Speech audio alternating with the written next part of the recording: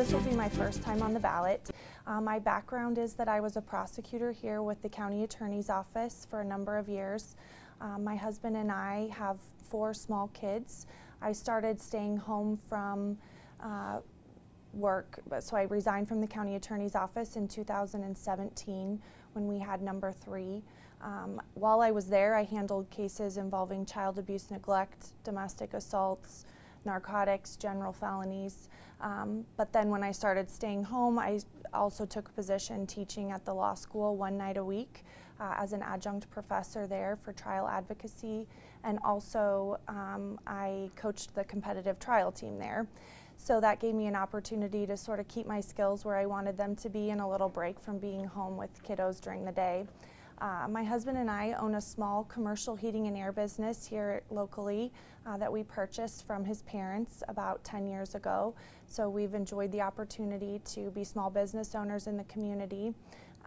My experience in the legislature, so I've been there for just about a year. I was appointed to fill the vacancy when Senator Geist resigned, and so I'm now hoping to earn 4 more years there. When I knock doors, the number one thing that I hear from constituents is about property tax and the need to reduce the property taxes that people are paying. So that would certainly be one of my top priorities. We didn't quite have the steam to get something across the finish line last session, but I'm hopeful that we can continue working together, try to come to a consensus and actually provide some considerable relief, and I think that has to come from a lot of different angles. Public safety is also something that I feel really strongly about. Having a background as a prosecutor, working hand in hand with law enforcement to keep our communities safe, I think having support for law enforcement and also having safe communities will address some of those workforce issues that we have in our communities and help build our economic development. When families look to move to a community, having a safe community to move to is a priority. So I think having public safety, having communities where people feel safe and welcome will give us the opportunity to expand our tax base for purposes of reducing property taxes, assist with workforce development for a lot of the companies and businesses that are struggling to find employees, and also help grow our community. So that's one of the priorities. Additionally, economic development, which I know sort of piggybacks on that. I really think we need to look at different ways that we can grow our community, grow it safely, and encourage families to move to Nebraska. Property tax relief has to come from a lot of different directions, and so working with those groups, I'm certainly willing to work with a lot of different individuals who have different ideas, but I think it has to come from capping our spending, broadening our tax base, and really being thoughtful with how we spend taxpayer money so that we can provide that relief and maintain that relief for Nebraskans. I think having, Nebraska does brag a great public school system, and I think we need to continue supporting those schools so that we can maintain that status for our youth and our communities. I was part of the group that supported the increase funding for our public schools and was excited to do that. I think we need to continue making sure that our teachers feel supported. We need to make sure that our schools are successful, but that also, like you asked, starts with early childhood education. I was part of the group that supported the bill that added early childhood facilities onto nursing home facilities so that we can have parents who are working in those facilities have their children closer to them, to encourage families that are in the working in the nursing homes to be able to see their kids more and spend more time as a family, and also that provides an improvement in quality of life for the residents who are living there. But I think we need to continue working on those areas, providing more options for early childhood education and child care for families, and making sure that it's affordable for families.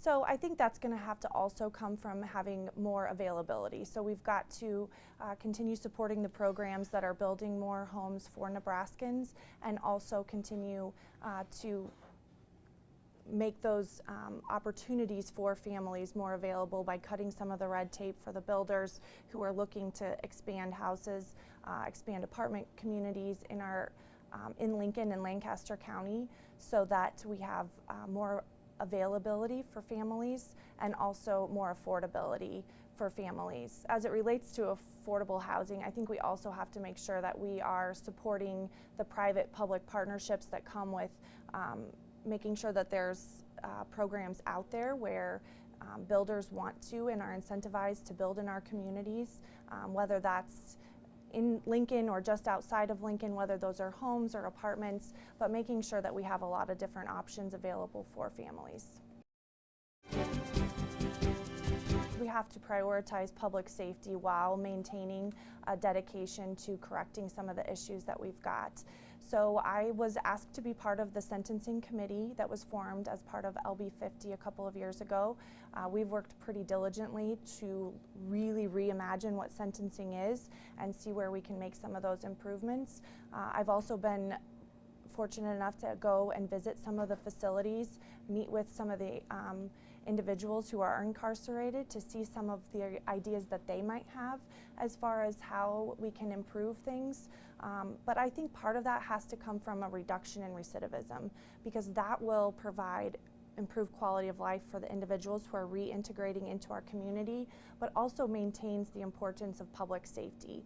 If we can educate and work with individuals while they're incarcerated, we will improve their quality of life, we can improve our own workforce issues, and we can also reduce recidivism safely. That will ultimately result in fewer individuals going back into the correctional facilities and help alleviate some of the crowding issues that we have. Yes is the answer to that. I think we need to certainly prioritize supporting those individuals before they come to a state of crisis. So having services available, destigmatizing some of the feelings that go with individuals who may be suffering from a mental health crisis or from substance abuse issues, so that those individuals feel like they can and should get help when they need that help. I think what the legislature can do is make those programs available for individuals. Even if there's an upfront cost to some of that, the back end is a significant cost savings for the taxpayers, and it's an improved quality of life issue for Nebraskans overall.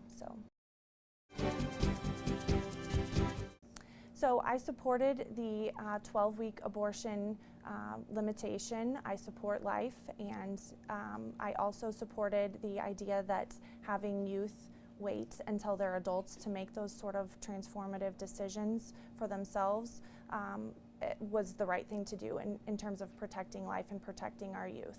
So those are issues that I supported when they were on the floor of the legislature. My focus in the legislature has been on issues involving public safety and fiscal conservatism, addressing some of our economic development issues, and that's where I want to focus. Our infrastructure issues, the main issue for Southeast Lincoln has been the South Beltway, and that's really been a huge project and has gone very well. I'd like to see that expand to an East Beltway that connects both the South Beltway up to I-80 near Waverly, so that individuals can safely travel along those roads. I think that's a huge benefit for Lincoln, and I'd like to see that project come to fruition soon. Additionally, one of the things we've really put a lot of work into is expanding broadband access for both individuals in Lincoln, outside of Lincoln, and across Nebraska. As part of the Transportation and Telecommunications Committee, we spent a lot of time trying to figure out how to best use those dollars that we receive federally across Nebraska to provide access to the most, to more individuals and also better services.